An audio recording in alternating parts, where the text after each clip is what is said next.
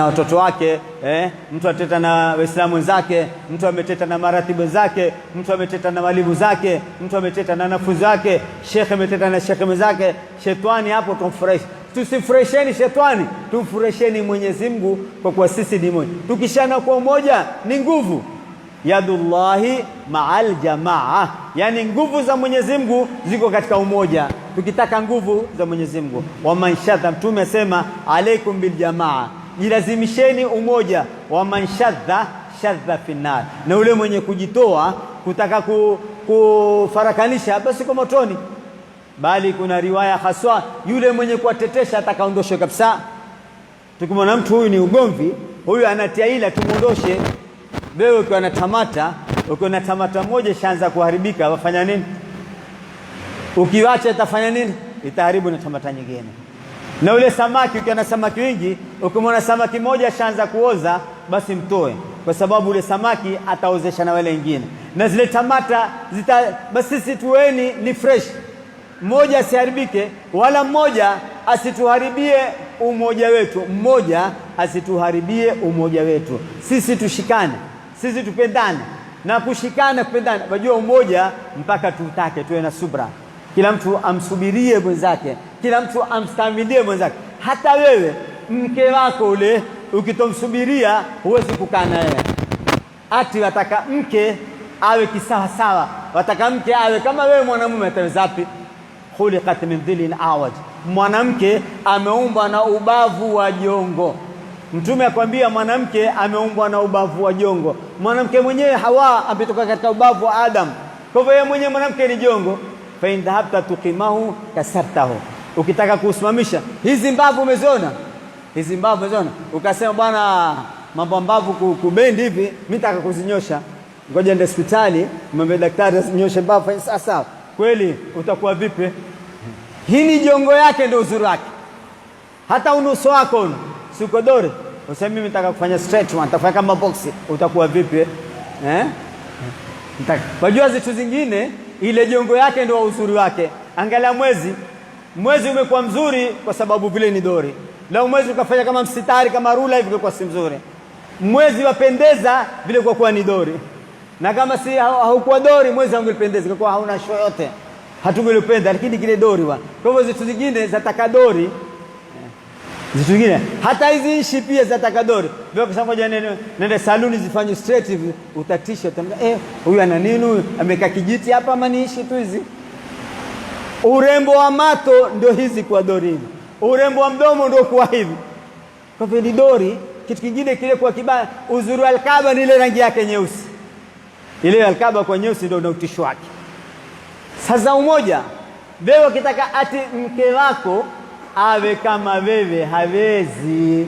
Ukitaka kumnyosha utavunja, na Mtume asema kuvunja mke ni kumwacha. Kwa sasa wewe jaribu kuishi na mwanamke kwa zile kasoro zake, kwa zile jongo zake, ujaribu kumchukia, lakini pia zile jongo zisitupe mpaka ikawa sasa amezoea. Mnyoshe polepole, mweke vizuri, akikosea kidogo mrekebishe, mwambie hivi. Lakini wewe ni mkali, kwa nini? Pengine Ramadhani tu amekosea kidogo uwe mkali, pengine kitu akutia chumvi tu, kwa nini ukutia chumvi wewe? Amesahau saumu ni kali, au kwa nini umejaza chumvi wewe? Imekuwa akili kitena, wewe mtukulie udhuru, msifu. Pengine chakula hata si tamu, kama mbeni ni tamu, ili usimtie vile vibaya, usimtie moyo mbaya, hata kwa mtu mwingine usimtie mbaya. Wakati mmoja Bwana Muhammad, mwangalie Bwana Muhammad hataki kuwatia watu roho mbaya. Alikuja bwana na zabibu, za zabibu kwa bahati mbaya zilikuwa ni mbichi na zilikuwa ni kali sana. Bwana Muhammad amekaa na masahaba, akaja mmoja mkulima akamletea zabibu, akamwambia ya Rasulullah, nimekuletea hadia tunu hili. Mtume sallam akaanza kula zabibu, na kawaida ya Mtume akiletea kitu anagawia na watu. Pengine kitu ameletewa nyumbani, asema kuna nini? Siku moja Abu Huraira nenda nyumbani, ambia kuna nini? Akaambia kumletewa maziwa, akasema lete hapa msikitini wagawie watu. Yani Mtume alivyokuwa karimu, chake Mtume ukitoa licha cha watu. Lakini sasa chako ukitoi na cha watu pia ukitupa wewe. Mtume cha watu ukitoa na chake ukitoa wewe, bwana mkubwa, chako ukitoi na cha watu ukipiga wewe, usema pia ni chako. mtu umechako bwana. Tena nakwambia sawa, chako ni changu, lakini changu usifikirie. Chako ni changu, changu usifikirie. Lakini Bwana Muhammad ameletewa zabibu, kawaida anawagawia watu. Siku hiyo Mtume hakugawia zabibu, alikula peke yake. Na yule bwana amekaa, yule alomtea, Mtume anakula huko, acheka, afurahi. Na yule bwana acheka, na alhamdulillah amempelekea zabibu Mtume, na Mtume amekula, amefurahi yule bwana. Masahaba wasongonyeka, masahaba wamekasirika, waona Mtume amekhalifu ada yake. Ule bwana mkulima alipokwenda zake, masahaba wakamwambia Rasulullah, leo umekhalifu ada wewe. Akamwambia, ada gani? Kawaida yako ukiletewa kitu lazima tugawie na sisi. Kwa nini leo ukugawa wewe, umekula peke yako? Mtume majua sababu? Hatujui. Akamwambia sababu yake, zile zabibu zilikuwa ni mbichi na zilikuwa ni kali sana. Sasa kama niwagawa nyinyi hamuna siri, hamuna kuficha nyinyi, mngeanza kutema mngesema sasa yule alileta zabibu ingeona vipi yeye? Ingeona mmeleta kitu, hata mtu atakasirika. Ngoja ulete mikate na kaimati hapa na viazi. Viazi vyako vimeoza bwana, chukua mwenyewe. Utasikia vipi? Roho yako itasikia vipi? Atakasirika. Basi kama ndio hapa nyinyi mngelitema zabibu, ndio kaona afadhali mimi nistahimili nile vitu vikali, lakini ule mwenyewe. Mtume akachunga mtu mmoja, sisi kwa nini atuchungie watu 100? Mtume akachunga mtu mmoja, akakubali zabibu zimuashe yeye, azile yeye, lakini ule bwana afurahi. Na ule bwana akafurahi, akaenda zake, kisha mambo kuasha tapambana baadaye huko. Hunu ndo mfano wa umoja. Hatuendelei sana kwa sababu kuna kipindi cha maswala na temu tuona zenda tena na mvua yanyesha. Bwana mmoja alikuwa na watoto, hiji ndio kisa cha mazingatio. Alikuwa na watoto 7. Bwana alikuwa na watoto 7. Akawaambia watoto wangu, yeye alikuwa ni mgonjwa kwa kitandani, nataka leo kila mtu alete fimbo moja, kila mtu alete fimbo yake. Leo nataka fimbo tu kitandani. Kitandani nataka fimbo. Basi wale watoto 7 wakazengia fimbo 7, wakaenda kwa baba yao, wakamwambia, baba, tumekuletea fimbo 7. Angalia ile hikma alivyotumia baba. Baba akamwambia, fimbo ngapi? 7. Na nyinyi wangapi? Akamwambia, na sisi 7. Haya, zifungeni huku na huku. Zikafungwa, kafanya kitita namna hii. Baba akamwambia watoto wake 7, akamwambia, atakaye kuzivunja hizi fimbo nitampa zawadi, lakini kwa sharuti ziwe pamoja 7. Sio vunje moja ziwe 7 kitita namna hii. Haya, anza wewe mkubwa. Ule mkubwa akashika kabeka hapa, wapi? Akazikanyaga, hazivunjiki. Wa pili hazivunjiki, wa 3 hazivunjiki, wa 4 hazivunjiki, wa 5 hazivunjiki, mpaka 7. Wakamwambia, baba, hatuwezi kuvunja hizi fimbo kwa sababu fimbo vimeshikana. Amwezi. Haya, kila mtu achukue fimbo yake. Kila mtu achukue fimbo yake. Jamaa kila mtu akashika fimbo yake. Sasa kila mtu akashika fimbo yake. Akaambia kila mtu avunje fimbo. Jamaa kaanza dakika tu, kila mtu ashavunja, kila mtu akaambia, sasa napa darasa hapa. Mnajua napa darasa gani? Nyinyi watoto wangu mkiwa kitu kimoja hakuna adui atakayekuwavunja, lakini nyinyi watoto wangu mkigombana, mkiteta, maadui atawavunja. Kwa hivyo shikamaneni kama mnavyoshikana hizi fimbo. Ndio akatolea mashairi tena, abani yakunu jamia idha tara khatmun wala tatafarraqu ahada tabarimahu idha tamana takasuran wa idha iftarakna takasarat afrada. Akaambia, wanangu, kuweni kitu kimoja, hata mkipatikana na shida basi msipambanukane kabisa, kwa sababu hii ni mifumo yakikusanyika hayavunjiki, lakini ikiwa moja basi itavunjika. Umoja ndio, hata kitu kama ni kidogo. Mfano, sisi tunataka mchango hapa msikitini, tukafanya umoja, tukasema kila mtu alete shilingi 10 tu, zitakuwa ngapi? Shilingi 10 tu.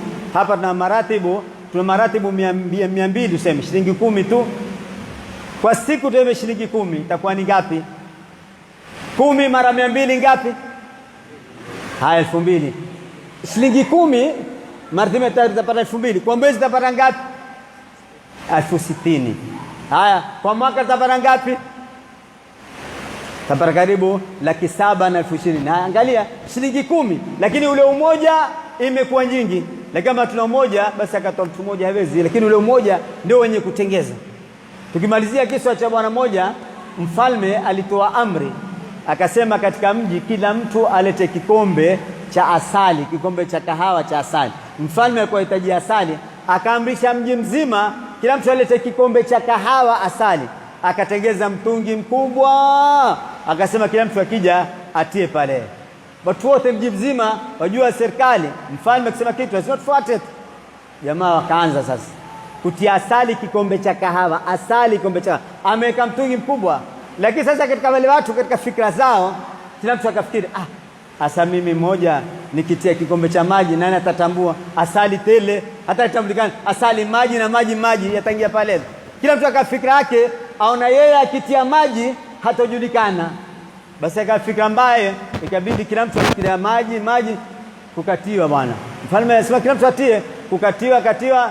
Siku ya pili kukija kufunguliwa ule mtungi, maji matupu, asali tu kidogo tu, kwa sababu kila mtu asemaje, mimi nitajulikana vipi? Mimi nitajulikana. Basi wasema asa 10 yangu itafanya nini? 10 yangu hiyo 10 yako ndio muhimu. Kwa muhimu khulasa ya darasa yetu na message ya darasa yetu na ujumbe wa darasa yetu katika msikiti wetu hunu wa Sargoi, tuweni na umoja. Sisi ni Waislamu, sisi ni ndugu. Zile ikhtilafu zetu tusizitie katika ibada, tusizitie katika msikiti, tusizitie katika mimbar. Tuketi hivi ndio umoja, na ndio Mwenyezi Mungu ataridhika, na ndio shetani hataingia. Lakini tukiacha umoja wetu tutapambanukana, shetani ataingia, kutakuwa ni vita, itakuwa vita hivi havina maana. Kwa haya tumuomba Mwenyezi Mungu atujalie minalladhina yastami'una alqawla fatabi'una sana, wallahu wa rasuluhu alam, wal afwa minkum. Sasa inshallah ni kipindi cha maswala. Mtu kama ana swala lolote basi tumkaribisha atuulize inshallah.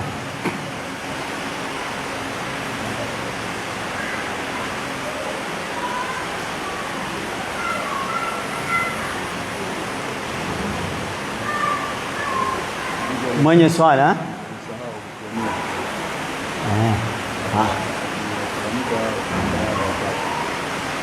swala limekuja hapa, mtu amesahau kutiania usiku ya somo ya Ramadhani.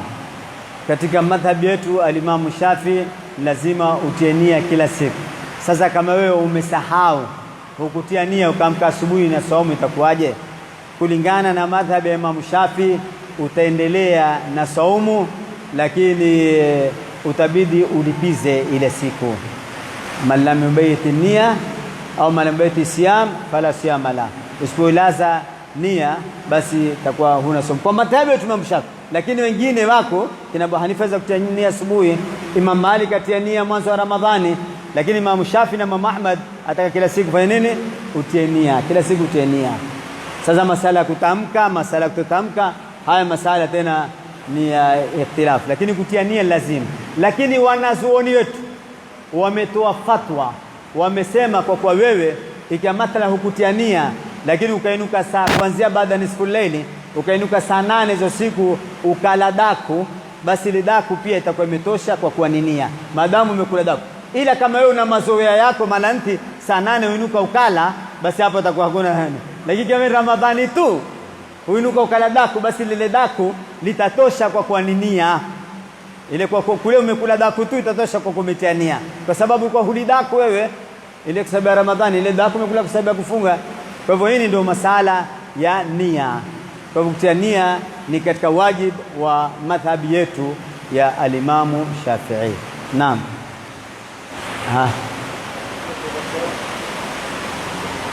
Nani?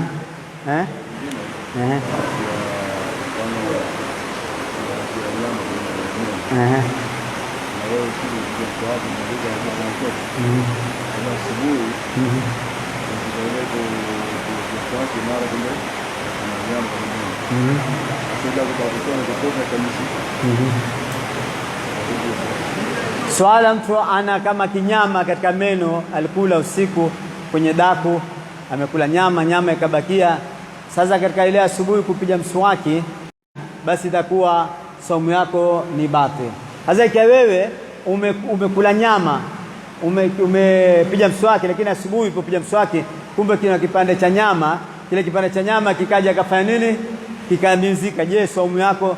Tutakwambia saumu itakuwa ni batil madamu kimeingia usulu ainin, kuingia kitu chochote ambacho kwamba kimefika mpaka ndani, basi saumu ni batil. Licha kuingia katika mdomo, hata katika pua, hata katika masikio, hata katika haya matiti yako, ikiingia kitu katika hizo tundu, hata katika nafsi ya mwanamke ama nafsi ya mwanamume, kukiingia chochote, saumu ni batil.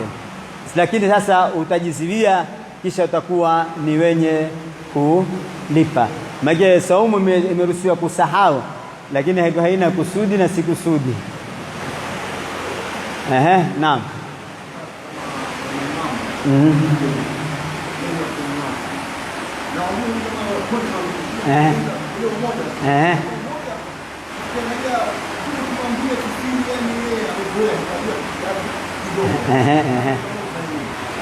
Swala lilokuja, nyinyi mna imamu, lakini yule imamu ukoni watu, kazi yake ni ukoni, na mshamwambia mara nyingi. Sasa itakuwaje imamu kama huyo? Tutachukua hatua gani?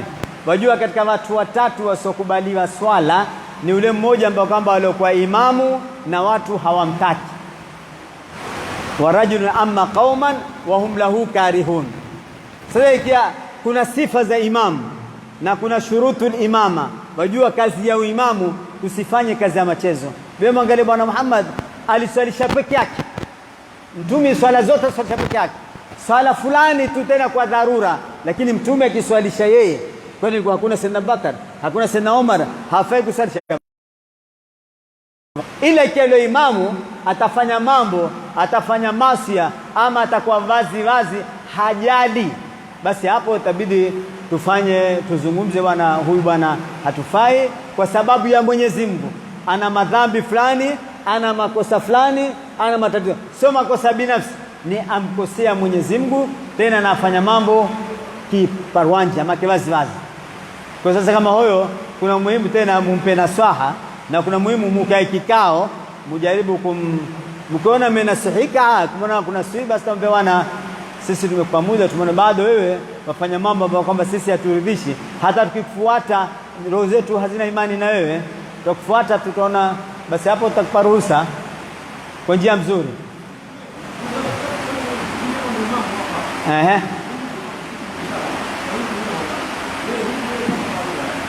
Kivipi?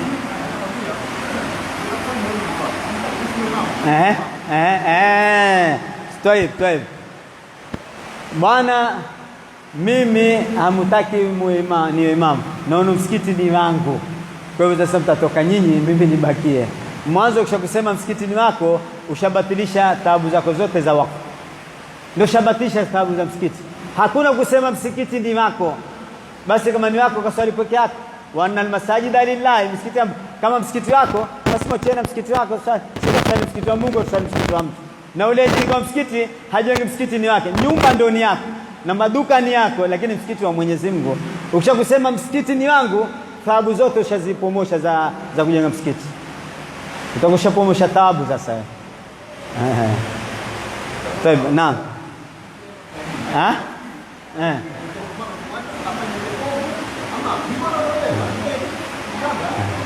Sasa hapo idfa billati hi ahsan, njia nzuri ya kujitetea. Tumwangalie yule imamu ndani ya mwezae watu gani, tujenge njia kwamba ya kuweza kumkabili na kumwambia. Tukimwona sasa amefanya ni ushindani, sasa amefanya ni upasito, sasa sisi tuangalie njia ya kujitoa. Sisi sasa tumwachie na msikiti wake, sisi tuangalie njia nyingine ya kutoka, lakini usifanye zita na mtu kila kitu ashaandika makaratasi yake, tutashindwa sisi na itakuwa hakuna faida, itakuwa tumeleta ugomvi na picha mbaya. Kwa Waislamu watetea msikiti na Waislamu wapigana na msikiti. Tatiwa katika magazeti na katika mahabari huko Sargoi huko kuna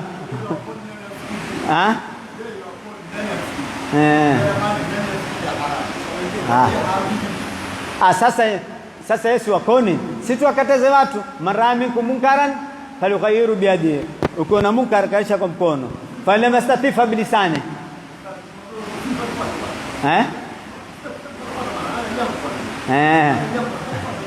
Anyewe fuateni watu. Wajua kufanyeni kampeni na diaya. Kuna kitu diaya, jaribuni kuambia watu wote, toeni makaratasi watu wasome. Hazaka mwenyewe mtu mshamwambia na mshatoa karatasi bado. Sasa ni mwenyewe ataka kufoniwa sasa shauri zake. Wa ma'ala rasuli illa albalagh. Mtumi kazi yake tumi hubalighisha tu. Kesi tena faman shaa falyumin wa man shaa falakfur. Huwezi kumlazimisha yeye. La ikraha huwezi kufika paka kwa tena lazima. Uislamu hautaki mambo haya kutendesha.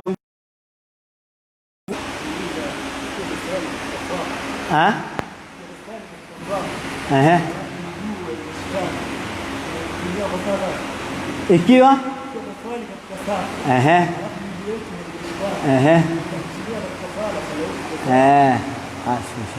yani hapa kuna swala limeulizwa ambako ni swala letu la siku hizi. Sisi twaswali katika swafu, lakini sasa ile miguu haikuambatana. Je, swala yetu itaswihi ama haiswihi? Tukwambia swala kuswihi itaswihi. Swala kuswihi hii ni simu butilati salati, kuambatisha maguu. Kwa kuambatisha swala itabatilika. La, na hizo thawabu za jamaa tapata, lakini kutapungua thawabu. Lazima tukubali kuna zile thawabu za kuambatisha maguu na watarasu baina almanakib na mabega, thawabu zitapungua. Kwa hivyo tutapata thawabu za jamaa, lakini zitakuwa ni kidogo, hazivi kamili. Kwa sababu katika sharia ya swala, tarasu baina almanakib, istau, tulingane maguu, tulingane mabega. Sasa tutakuwa tumepunguza zile bonga pointi zetu, zimepungua. Lakini thawabu tutapata za swala, thawabu za jamaa tutapata, lakini hatutopata kamili. Kutapungua kule kutoambatisha kule, kutapungua. Maana lazima haya maguu yafanye nini? Yaambatane kusikule ni kwenye mstari, na zisigino hizi ndio atakazi zilingane hizi.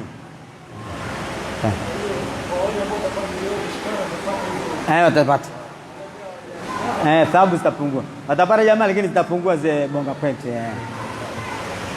Naam.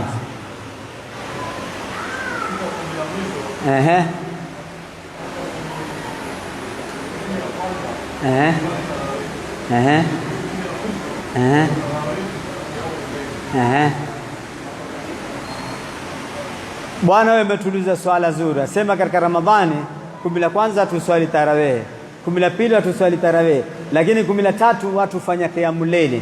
Sasa nataka kujua vipi ni qiyamul layl tarawih. Tukitaka sunna mzuri ni tuangalie ni Makkatul Mukarrama. Tuangalie ili 10 la mwisho, fungua channel yako ya Makka, angalia. Makka baada al-isha siku wanafanya qiyamul layl. Kiinuko cha usiku wanaswali raka 8 na zile raka 3. Kwa sasa qiyamul layli ni mbali na tarawih ni mbali, na zote ni sunna. Na qiyamul layli sio Ramadhani tu, hata mala nti sio kwa Ramadhani utaswali. Lakini tarawih ikiwa si Ramadhani huwezi kuswali. Na hiyo qiyamul layli ndio kaambia Mtume, kana la yazidu fi Ramadhana wala fi ghairihi. Mtume alikuwa hazidishi katika Ramadhani raka 8 wala katika sio kwa mwezi mtukufu wa Ramadhani. Kwa hiyo itakuwa si sawa tuseme badala ya kuzidisha ibada tupunguze ibada, tuseme sisi tarawih tuswali, tafanya qiyamul layl. Qiyamul layl na thawabu zake, na tarawih na thawabu zake. Tarawih tuswali na qiyamul layl tuswali. Na ikiwa hutaki kuswali zote pia usiswali. Sunna usiswali zote, swali qiyamul layl tarawih, hupati madhambi. Wala si hakuna ugomvi hapa, jambo la sunna tusigombane.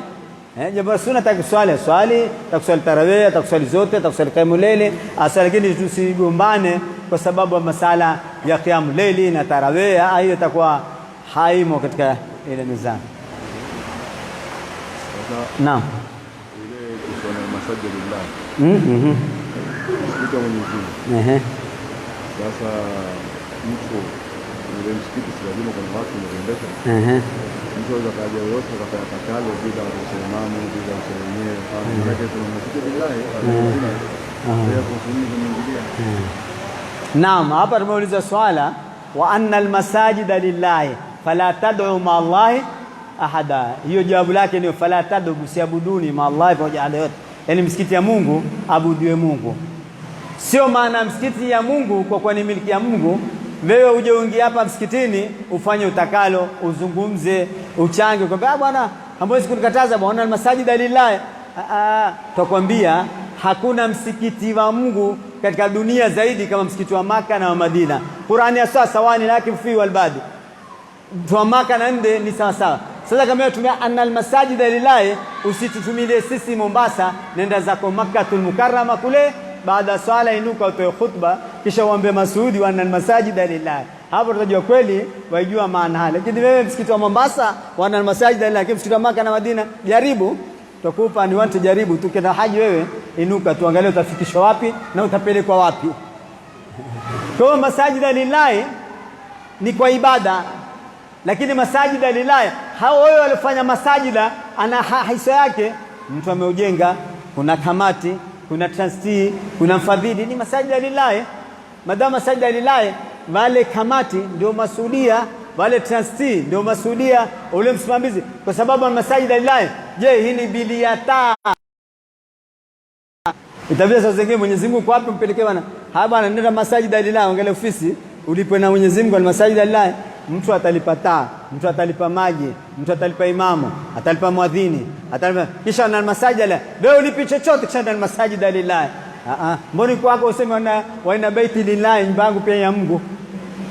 Kwa masajida lillahi kwa ibada, kwa ikhlasi, lakini msikiti ina nidhamu yake, msikiti ina ratiba zake. Uislamu si dini ya kiholela holela, sio msikiti wote kuinuka kufanya wewe wataka msikiti yetu ana masajida, mbona msikiti yenu hakuna masajida lillah?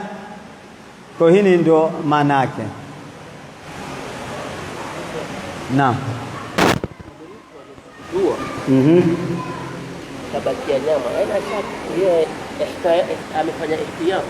Safisha na sasa basi mbaya itamezeka tu. Kama mfano ni kama mtu alooga. Kisha basi mbaya yeye amejitahidi. Asingie maji katika zile manafi. Sikia kibati mbaya. Itakuwaje basi mbaya ya kuja somo? Hapa ruhusa swala zuri sana. Masala yamerudi katika kile kinyama kimeingia bahati mbaya, kisha tukapigiwa mfano wa kuoga. Mathalan wewe umeoga ukajitahidi, maji yakaingia katika mashikio haya au masikio. Je, somo yako bibi bahati mbaya? Sasa hapo kuna kauli ya wanazuoni. Wanazuoni wakwambia ikiwa ni ogo la sunna saumu itakuwa ni batil, lakini ikiwa ni ogo la faradhi, ni osho la janaba na maji yameingia kwa bahati mbaya, hapo utasamehewa. Sasa kile kitu kitategemea, na ikiwa hiyo mswaki imekuwa ni dharura upige yale meno yako, maana usipopiga pengine kuna kitu fulani kitatoka damu, hapo ikamizika, basi hapo itakuwa saumu utasema. Lakini ikiwa si dharura kupiga mswaki, umejipigia tu ile nyama ikamizika, hapo itakuwa saumu. Kwa hiyo itakuwa adharuratu tuqaddaru biqadariha, zile dharura hukadiriwa kwa kadiri yake. Tutaangalia ile bahati. Kwa hivyo ikiwa wanazoona sema kwa vile madamu ni janaba ama ni hedhi ama ni nifasi, maji yameingia ndani, hapo utasamehe. Lakini ikiwa ni yogo tu kwa kusikia joto tu kwa kawaida, hapo itakuwa usamehe. Kama ule mwenye kupandisha maji kwa ile ni karaha na ndio. Sasa akifanya kusudi na ushauri wa karaha. Ndio. Swala zuri. Maana waambia ukifunga, yani sukutua sana na kupandisha maji ukamiza, basi saumu itakuwa ni batil na itakuwa, kwa hivyo itakuwa ni amdan wa ghairu amdi. Kuna zitu ni amdan na ghairu amdi, kama kutapika. Ukitapika saumu haibatiliki, ukijitapisha saumu hubatilika. Ukikusudia kutoa manii saumu hubatilika, lakini manii ikitoka manii yenyewe ikitoka saumu itakuwa ni sahihi. Kwa hivyo kuna amdan na ghairu amdin, kusudi na bila ya kusudi, kusudi wa kusudi na bila kusudi wa si bila kusudi. Hata wewe ukiua kwa kusudi utauliwa, lakini si kusudi utaambiwa utoe faini. Kwa hivyo ni amdan na ghairu amdi hapo. Naam.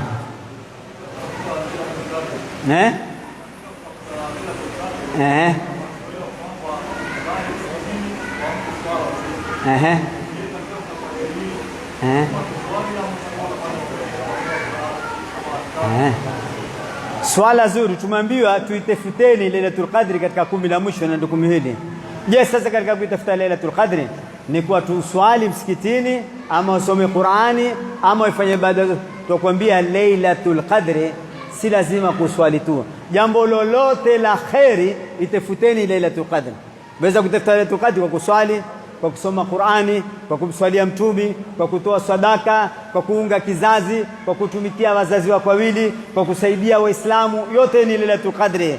Kwa kutoa zaka, kwa kutoa sadaka. Yani almuhimu Lailatul Qadri uitefute kwenye ibada yoyote, ikiwa ni ibada ya kumfanyia Mwenyezi Mungu na ikiwa ibada ya kufanyia watu. Unaweza kutafuta Lailatul Qadri kwa kusoma dua, weka kila siku kusoma dua ili Lailatul Qadri kupata ikadua. Kwa hiyo Lailatul Qadri haikuwekewa kitu fulani, isipokuwa Sayyidat Aisha anambia Mtume, nikiona Lailatul Qadri niseme nini?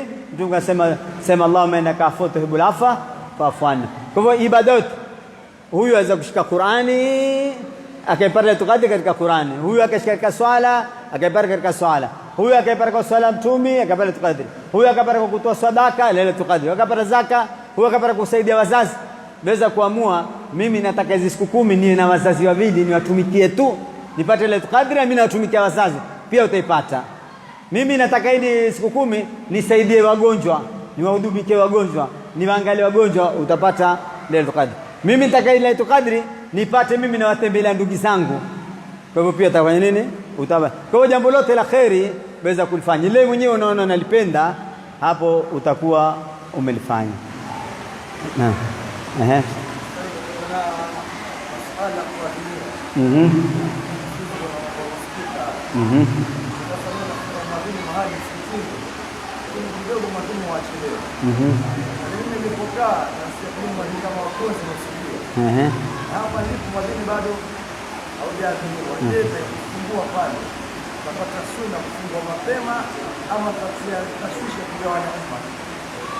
Suala atakufungua mwadhini yuko huku msikitini, amekaa na tende. Sasa huku msikiti umechelewa, na yeye akasikia mwadhini msikiti wa Konzi ama msikiti mwingine. Sasa akasema, je, kule kufungua kwake kutaleta ugomvi ama afungue apate thawabu za taajilul fitri, yani kufungua haraka, afanye nini?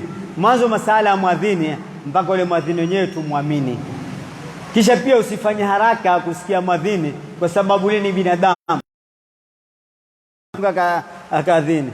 Ama mwingine akaja akasiposa akawa watu mtukana, adhini, basi kwa zile pressure na hasira Allahu Akbar atakuwa adhini. Ujue hapa akajadhinia kabla wakati, au mwingine anaweza kushika tu. Kwa hivyo uwe na hadhari, na ukitaka ihtiyat ngoja adhani 3 tu. Kwa hivyo watu watatu hawezi kuadhini wakakosea.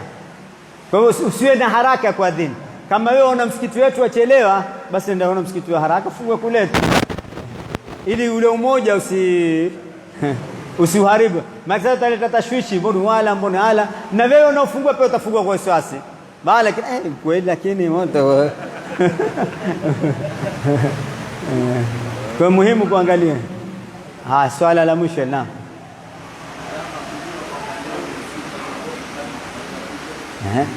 swala la mwisho tulimalizia. Je, ni alama gani utajua kwa kuwa leo ni Lailatul Qadri? Wale mawali wa Mwenyezi Mungu hawaijua, wale wachaji Mungu huwajua leo Lailatul Qadri.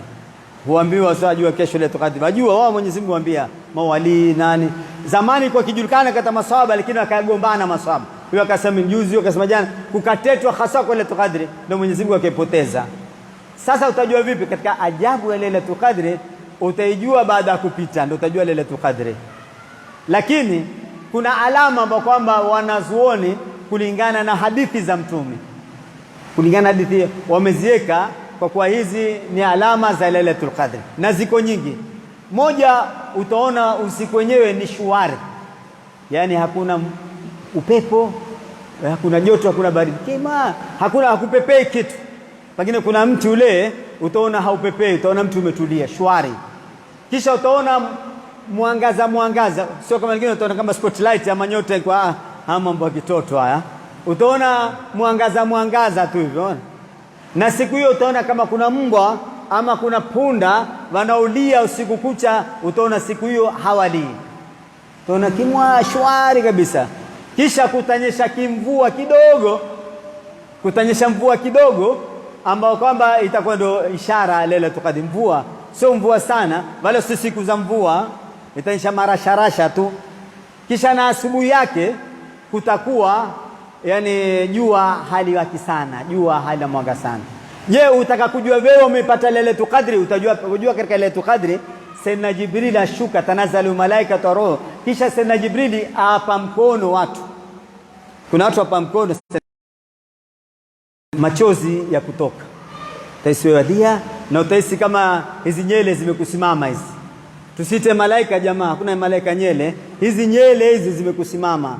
Yani utapata ihsasi fulani, utaona wadia ghafla tu wewe, basi ujue Lailatul Qadri umepata. Na kuna wengine wanasema kwa kuwa siku ya Lailatul Qadri, katika Lailatul Qadri ile bahari, katika wanazuoni wasema ile bahari katika kinaswawi na wengineo, ile bahari hubadilika kwa ile siku ya Lailatul Qadri ikawa ni tamu badala kwa chumvi. Kwa wakati ule kisha rudi chumvi. Iko kauli hiyo ya wanazuoni. Ndio ile moja mwanafunzi wetu tupomwambia maji ya bahari hubadilika yakawa tamu, akasema sitaki mambo mafupi, nitakwenda kuteka maji ya bahari kwenye tupa alafu kila siku utakuwa nikionja tu. Siku kiona tamu utajua leo Lailatul Qadri. Basi hiyo siku ya Lailatul Qadri utasahau na wewe. Ndio utaonja maji hayo. Kwa hiyo hizi ndio alama za Lailatul Qadri. Lakini wenyewe ambao ukiswali alfajiri na shaya kwa jamaa ushaipata Lailatul Qadri. Lailatul Qadri lazima ipite tu. Ikiwa utajua, ikiwa hujui itapita. Sasa kama hujui si uswali tu, fanye ibada zako. Wewe ushapiga raka 20 zako, ushafanya qiyamul layl, ushasoma juzu zako, ushomba Mungu, basi ikipita utakoshaingia wewe. Haina haja mpaka ungojee, ukingojea utachelewa jambini Sheikh. Haya. Tayari. Inshallah tuashukuru kwa kutusikiza na darasa imekuwa mzuri kwa kuwa ni mara ya kwanza. Basi inshallah Mwenyezi Mungu ajalie iendelee na idumu na ilete faida na natija inshallah taala. Ama kuna zaidi na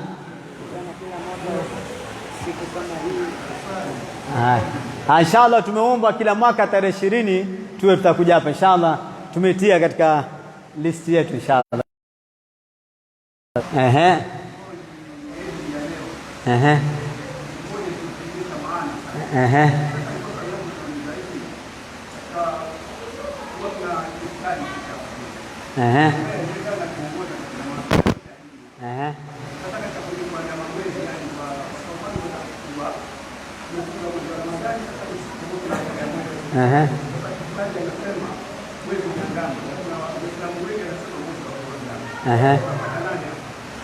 Swala zuri, masala ya umoja, masala ya kufunga, make tujue umoja wa kufunga si dunia mzima, kwa sababu temo hazilingani temu zetu. Hivyo wengine ni usiku, wengine uledaku, wengine ufuturu, wengine funga mwadhini. Lakini sasa Chief Kadhi amesema mwezi haukuonekana, amesema mwezi umeonekana, wengine wakisema mwezi haukuonekana, mwezi waje utafuatana. Madamu huyu ni Chief Kadhi na ni kiongozi wetu na pia anafuatilizia mambo ya mwezi na ameweka kamati ya mwezi na ameweka machief kadhi tele Kenya mzima, ili makadhi ili wakipata taarifa ya mwezi wamjulishe, na amekubali atukue taklifa yake ofisini mpaka 2:30 na simu yake ameweka wazi na ameweka katika mitandao. Yani ule chief kadhi ametondoshea wasiwasi wote, simu tutampata huko ofisini, kamati ya mwezi na makadhi Kenya mzima. Sasa ikiwa makadhi wote wa Kenya mzima hakupewa taarifa ya mwezi na hakuna simu iliyokuja na mwezi, na chief kadhi amengoja mpaka 2:30 hakupata habari ya mwezi, sasa nyinyi Waislamu mliona mwezi mliona wapi na kwa nini hamkupeka taarifa? Kwa sasa huyu chief kadhi ndo analeta umoja. Kutofuata chief kadhi ndio sasa ule umoja unapotea. Kwa hiyo chief kadhi analeta umoja wa mwezi, wala sikuwa ni sharuti katika vitabu, hakuna kwa kuwa kadhi ndo asema habari ya mwezi, ni ule hakim tu ama naibu yake. Kwa sasa swala kama hilo ni kutaka ule moja, madamu chief kadhi wetu tumemwamini, tumemkubali, kia tumwamini tumkubali, basi hapo masala kitu tumemwamini na yeye ametutoa wasiwasi na ametuwekea free kufanya mawasiliano na yeye, na hao walioona kwa nini wasimwambie yeye?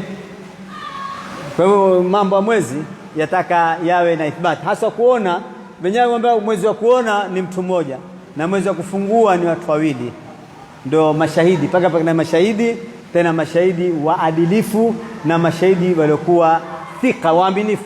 Sio kusema mwezi tu nimeona. Kuna wengine huja kahongwa waseme mwezi umeonekana wala haukuonekana, uongwa. Shika bwana, sema mwezi bwana, nimeona mwezi mimi, kumbe shapa chochote. Wewe una mwezi nani? wajulikana kama nani, una dini gani, unaochaji Mungu gani, una takwa gani. Je, katika mji wako bwana mwezi umeonekana Msambweni kuna nani na nani pale, kuna fulani na fulani muaminifu. Hebu tuwapige simu tuwauliza watu, wewe una jamaa yako Msambweni, muulize kweli mwezi umeona, wewe umeuona, tufanye tahqiq. Sasa kadri tumguzia kufanya tahqiq, tumemwachia yeye. Sasa jukumu litakuwa yeye, amesema mwezi ukaonekana na umeonekana, basi sisi tukala, basi sasa jukumu lake sisi, takuwa dhima yetu tushaitoa, tushamwatia hakimu wetu. Kwa hivyo tutukue ile jukumu tumpe. Ukitaka jukumu kwa nalo wewe, basi mpaka ufanye tahqiqi kubwa sana. Hao Waislamu kwamba mwezi umeonekana, uwafuate umeona wapi na aliona nani, na hao aliona ni mwadilifu si mwadilifu, muaminifu si muaminifu. Kisha hapo sasa ndo shati habari muadilifu. Je, huo mwadilifu?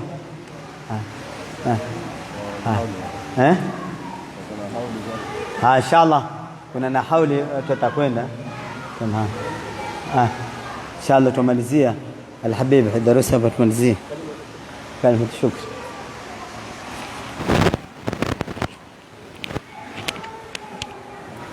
Alhamdulillah, tumetimia tulioazimia, na tutaraji inshallah taala tulioyasikia tutayatumia kufanya kazi alituletea Sheikh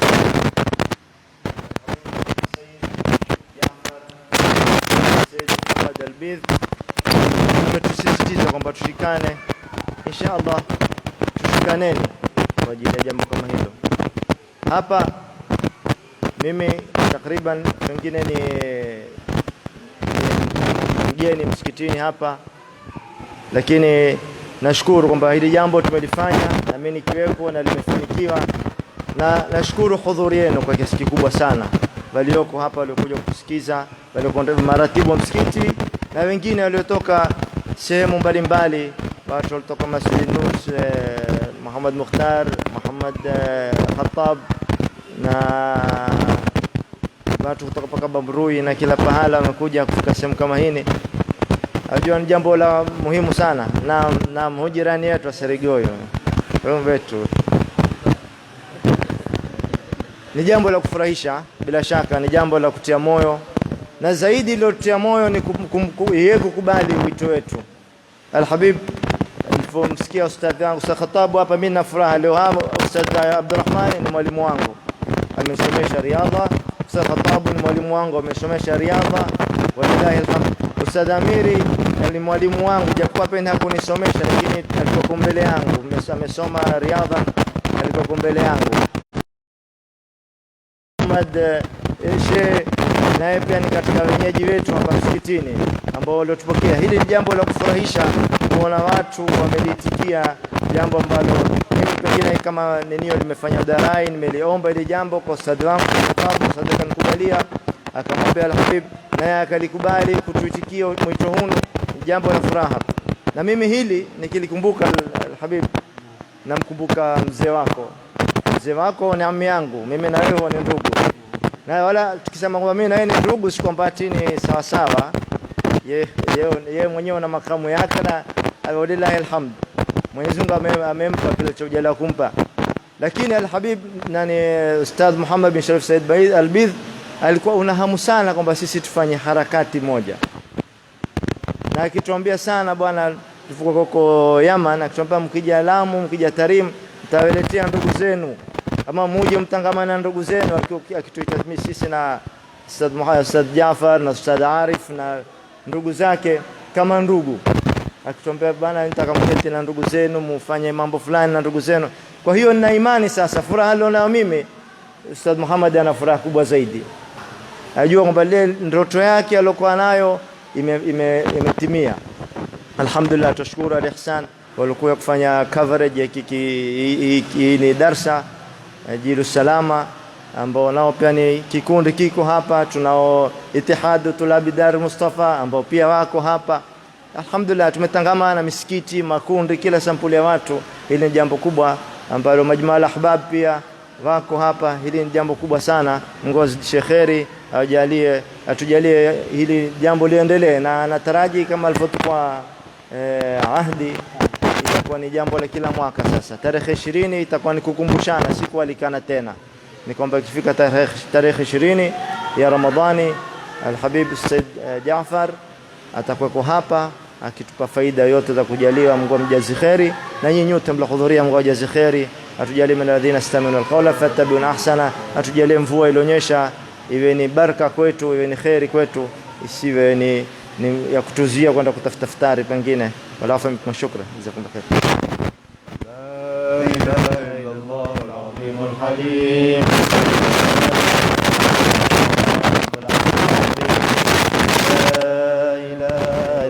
رب السماوات رب الأرض رب العرش الكريم. لا إله إلا الله العظيم الحليم. لا إله إلا الله رب العرش العظيم. لا إله إلا الله رب السماوات رب الأرض رب العرش الكريم. لا إله إلا الله العظيم الحليم. لا إله إلا الله رب العرش العظيم. لا إله إلا الله رب السماوات رب الأرض رب العرش الكريم.